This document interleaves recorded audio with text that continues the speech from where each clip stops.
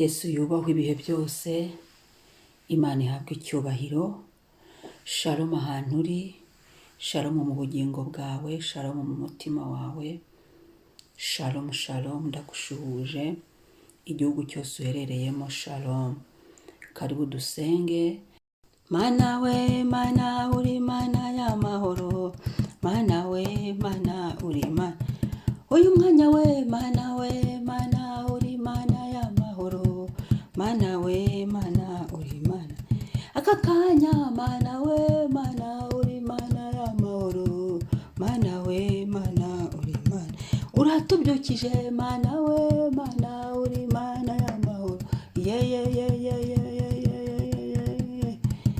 Yo mana we, mana uri mana yo gushimwa, mana we, mana uri mana, yo mana we, mana uri mana yo, ye ye mana we, mana uri mana, uri mana y'amahoro, uri mana y'amahoro, uri mana y'amahoro, uri mana y'amahoro, uri mana y'amahoro, yo uri mana y'amahoro, uri mana ya, ay uri mana y'amahoro, uri mana y'amahoro. Amen. Imana ishimwe. Imana ni Imana y'amahoro. Reka dusome ijambo dusengeramo, Abaefeso igice cya mbere murongo wa 4 kugera ku wa 8. Haravuga ngo niwe waduhesheje gucungurwa ku bw'amaraso ye, ariko kubabarirwa ibicumuro byacu nk'uko ubutunzi bw'ubuntu bwayo buri, ubwo yadushagirijeho bukatubera ubwenge bwose no kumenya. Amen. Imana ishimwe. Ndagira ngo iki gitondo dushimire Imana, ariko kandi dusengere mu buntu bw'igorogota, dusengeshe ubuntu bwa Yesu, ubuntu Yesu yatugiriye. Ubuntu ni ikintu gikomeye cyane, ubuntu ntaho twabukura, ubuntu ntacyo twabugura. Data yatugiriye ubuntu, abuduhera muri Yesu Kristo. Ni ubuntu bukomeye. Iyo ugiye kuri iki gice cya mbere, umutwe w'iri jambo hano mu Baefeso igice cya mbere, umutwe w'iri jambo dusomye haravuga ngo imigisha y'Imana ibonerwa muri Kristo Yesu. Haleluya. Imigisha y'Imana ibonerwa muri Kristo Yesu. Turashimira Yesu umwami w'abami, turashimira Yesu umukiza, turashimira Yesu urubasha, turashimira Yesu umwami ukomeye, turashimira Yesu w'imbaraga zacu, we byirato byacu, we byiringiro byacu. Haleluya. We wemeye ko Imana imushyiramo ibyo bintu byose, ubwo buntu, ibyo Imana byose yashakaga kuduha, iyo migisha yose ikayimushyiramo, hanyuma akayituzanira, akababazwa ku bwacu, ariko byose bigaca mu buntu, ku buntu. Nta kiguzi Yesu yaciye Imana, kandi natwe nta kiguzi Yesu yaduciye. Haleluya, haleluya. Hari igihe ufite akantu wajya kugatuma kakakubwira ati mama urampemba, nuko ahubwo Data we niwe watugabiye ubugingo buhoraho, aragabiye, umwami aragaba. Amen, amen. Nuko kandi byatumye tugarurwa mu rugo ku bwa Yesu Kristo, ubu turi abana b'Imana. Rero iyo usomye uyu mutwe w'amagambo, imigisha y'Imana ibonerwa muri Kristo Yesu, niwe uza hano ku murongo wa 7 ukavuga ngo niwe uduhesha gucungurwa. Uvuga ngo mu migisha Imana yaduhaye harimo gucungurwa n'amaraso ya Yesu Kristo, ariko kubabarirwa ibicumuro byacu. Ni ukuvuga ngo kubabarirwa naho ni umugisha ukomeye, nk'uko ubutunzi bwayo buri. Umwami ahimbazwe, umwami Yesu asingizwe, ubwo yadushagijeho bukatubera ubwenge bwo kumenya. Ndashimira Imana yaduhaye Yesu, ndashimira Kristo iki gitondo ko yatwemeye, ko yanyemeye mu buntu bw'igorogota. Ndashimira imbabazi z'Imana, ndashimira Imana itubabarira umunsi ku munsi, ndashimira Imana itugirira neza. Byose tubifite ku bw'ubuntu mu gakiza, cyangwa se mu isi y'umwuka. Ibyo dufite byose ni ubuntu bw'Imana, ni ubuntu Imana yatugiriye, ni ubuntu biciye muri Yesu Kristo. Hanyuma ibyo dufite mu isi bifatika n'ubuntu biciye muri Yesu Kristo. Imana yatugiriye ubuntu bwinshi butagira akagero. Reka rero dutangiye dusenga, dushimire Yesu. Shimire Yesu kaguhaye ubuntu bwo kubaho, kaguhaye ubuntu bwo guhumeka, kaguhaye ubuntu bwo guhagarara bigakunda. Umushimire ubwo buntu agusukiye mu neza, nta kiguzi, turi guhumeka ku buntu n'ineza y'Imana. Hanyuma kandi twongere tumushimire uyu munsi aduhaye, tumushimiremo, aduhaye uyu munsi ngo tuwunezererwemo, tuwishimiremo, tuboneremo ibyiza byose yagambiriye kuri twe. Amen.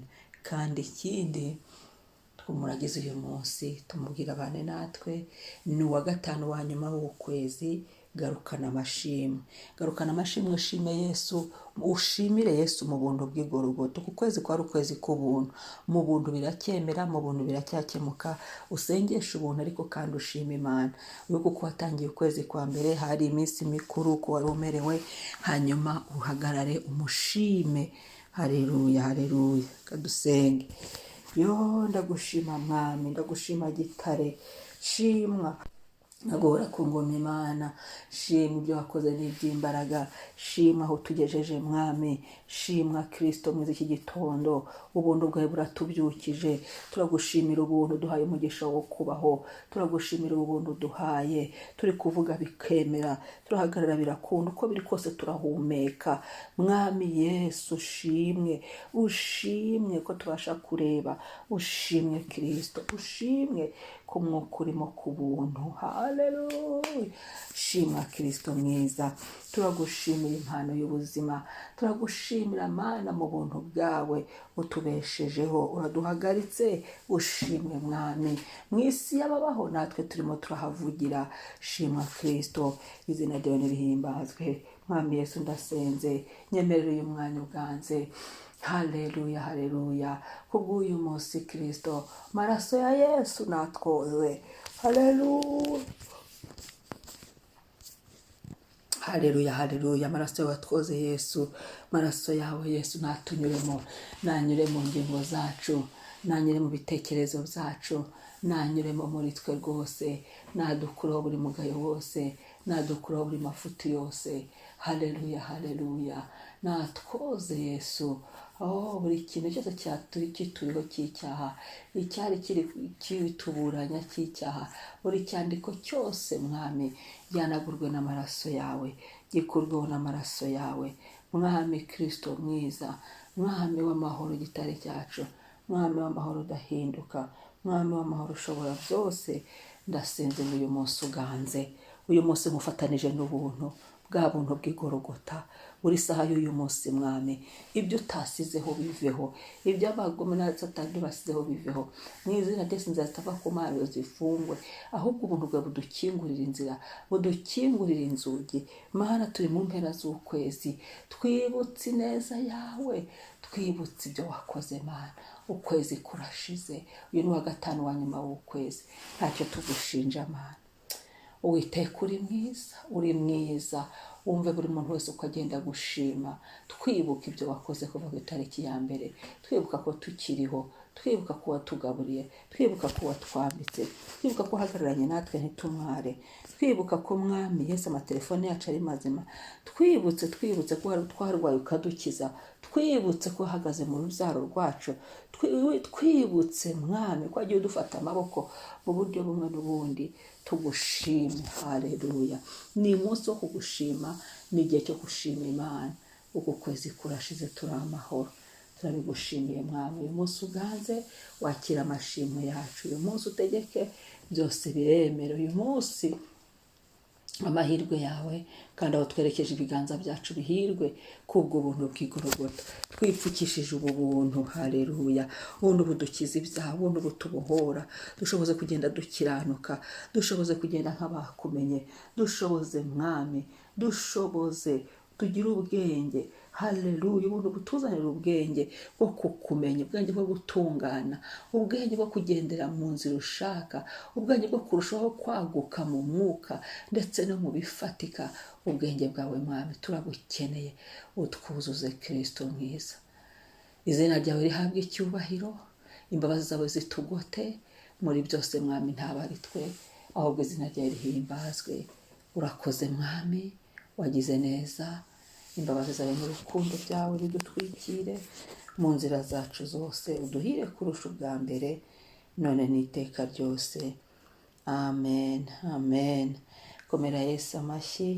Haleluya, haleluya. Amen. Ubuntu n'amahoro no kubana n'umwuka wera byirirwane natwe. Shalom. Mu masengesho meza asoza ukwezi dushimira Imana.